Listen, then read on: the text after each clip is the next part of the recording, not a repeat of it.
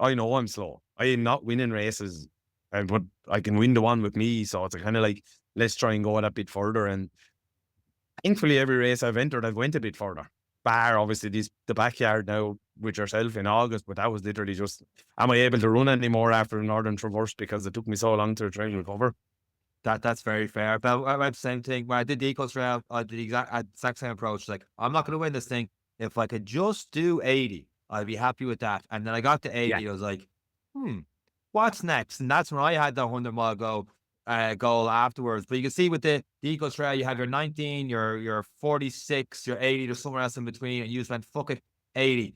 And then you went to the Kerry Way Ultra, and you have your overnight one, your 100K, and then your 200K, and you went, fuck it, I'll sign up to the 200K and see where I could go. Yeah. Any regrets? No. Oh, jeez, I tell you, sure. Mutual friends, PJ and Tom, we had went up to do a backyard in Castle Ward in February of 22. And I had signed up for Kerry, or I was talking about signing up for Kerry. I can't remember exactly. I was trying to think this back before, but went up and there was a bit of a story. Was I arrived in on the Friday night to stick up a little 2-man tent, and I pulled up and it was in Northern Ireland. So obviously a lot of competitors are from the north, but there was two lads beside me started putting up a big 10-man tent. And well, I'm telling you, I hadn't a clue how to stick up a 2-man tent. We're talking about two lads trying to stick up a 10-man tent. It was absolutely brilliant. That wasn't true.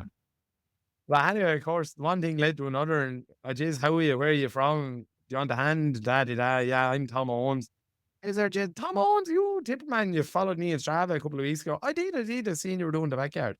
Got talking to the two lads, and to be honest with you, that was a friendship made in hell after that. Like, the three of us have a little WhatsApp group from that day, and we've never left each other since. I tell you, if you think DNFing is bad, DNFing and being in that WhatsApp group is quite bad.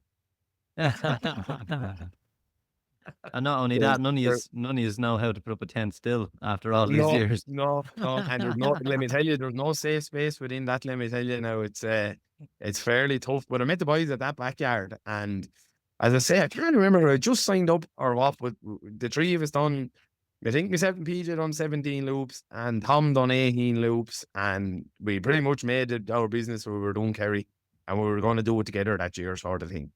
And sure, because there was no backing out after that. That was in the February. In the May, then we went and done the Wexford 24-hour down in Johnstown Castle. I think Shawnee got his big 1:00 in that, didn't you?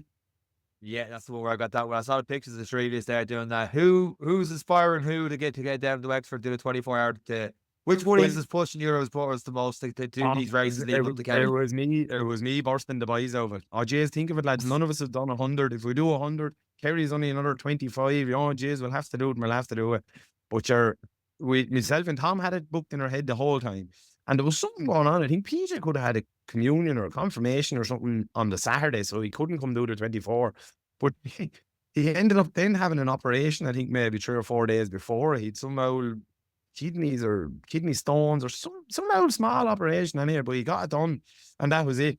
And he said he'd come down just to help Tom to get to the 100-mile when Tom started suffering. So he'd come down and do the 3-hour or the 6-hour. Sure, he come down, he was like, he had the operation, then he got a feed of points, got a lift down at 3 o'clock in the morning, done the 6-hour race, and after about one loop went to Tom, fuck this, you were going too slow, and took off running, and then got 36 mile in the 6 hours himself. When he died of a hangover. So, like, do you know what I mean? There was a piss take from day one with them boys, like. But yeah, no, in fairness, Tom got the 100 that day, but I didn't get. Oh jeez, I got something like 80 miles or something. But sure, I walked for 14 hours. Yeah, it was very tough to pace yourself doing that race because it's only just the 1.3 and it's mostly flat.